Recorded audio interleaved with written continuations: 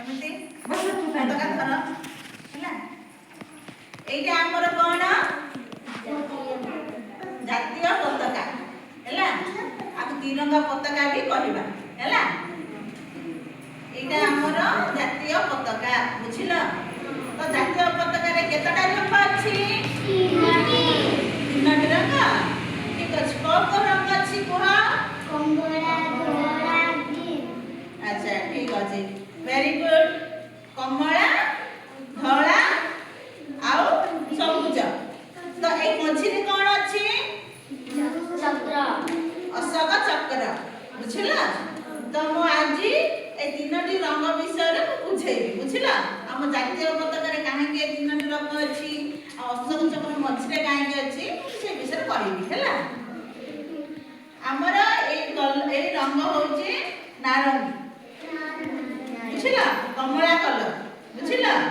ତ এই ରଙ୍ଗର ପ୍ରତୀକ ହଉଛି ସାହସ ଦେବା ବୁଝିଲ, ଜଣକୁ ସାହସ କରିବା, ତ୍ୟାଗ, ବଳିଦାନ ବୁଝିଲ। এই ଜିନିଷକୁ ବୁଝଉଛି ହେଲା କମଳା ରଙ୍ଗ। ଆଉ ରହିଲା ଧଳା ରଙ୍ଗ। ଧଳା ରଙ୍ଗ ହଉଛି ସତ୍ୟର ପ୍ରତୀକ, ମାନେ ସ୍ୱଚ୍ଛତା, ମାନେ ଆମେ ସ୍ୱଚ୍ଛତା ସହିତ କାମ କରିବା ବୁଝିଲ। ଏକତା, ଏକତା ମାନେ କଣ? ସମସ୍ତେ ମିଳିମିଶିକି ଏକାଠି କାମ କରିବା ବୁଝିଲ। ତାପରେ ଆସିଲା ଆମର କଣ? ଅଶୋକ ଚକ୍ର ବୁଝିଲ।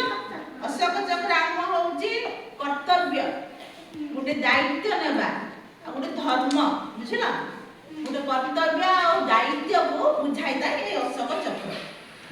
ଆମର এই ସବୁଜ ହଉଛି ପ୍ରଗତି, ସମୃଦ୍ଧି ଆଉ ଯୋ ଆମର ସବୁଜ ସବୁଜ ଯୋ ଅଛି ନା, ଆମର ଯୋ ଲଗଉଛୁ ଧାନ, ଆମ ସବୁଜର ପ୍ରତୀକ ହଉଛି ଆମ ଭାରତରେ ପୁରା ସବୁଜର ଭରିପୁର ହେଇକି ଆମର ଭାରତରେ ଅଛି ବୁଝିଲ। ଗଛ ପତ୍ର ଲତା ଯୋ ବିଶ୍ୱାସ ସହିତ ଆମ ଯୋ ଚାଷୀ ମାନଙ୍କ ସମୃଦ୍ଧିକୁ ଟାଣି ଆଣିଥାଏ ଏଇ ସବୁଜର ପ୍ରତୀକ ବୁଝିଲ।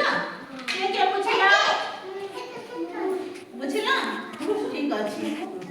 ଆଉ ବୈଷ୍ଣବୀ କହିବୁ ନା ଏ ଅରେଞ୍ଜ କଲର ର ପ୍ରତୀକ କଣ କହ? ସାହସ, ଶକ୍ତି, ତ୍ୟାଗ, ବଳିଦାନର ପ୍ରତୀକ ହଉଛି এই ଅରେଞ୍ଜ କଲର ବୁଝିଲ।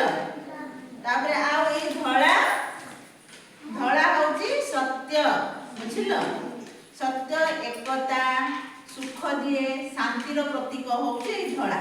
ତା ସହିତ ଅଶୋକ ଚକ୍ର, ଅଶୋକ ଚକ୍ର ହଉଛି କର୍ତ୍ତବ୍ୟ ଆଉ ଧର୍ମକୁ ବୁଝାଇଥାଏ ବୁଝିଲ। ଆଉ ସବୁଜ ହଉଛି ପ୍ରଗତି, ସମୃଦ୍ଧି ଆଣିଥାଏ ହେଲା। ଆମର ଭାରତ ବର୍ଷକୁ ସମୃଦ୍ଧି ଦେଇଥାଏ, ଶ୍ରମ, ବିଶ୍ୱାସକୁ ବୁଝାଇଥାଏ ବୁଝିପାରିଲ ନା। ଠିକ ଅଛି। Very good. ତାଳି ମାଧ୍ୟ ଭଲ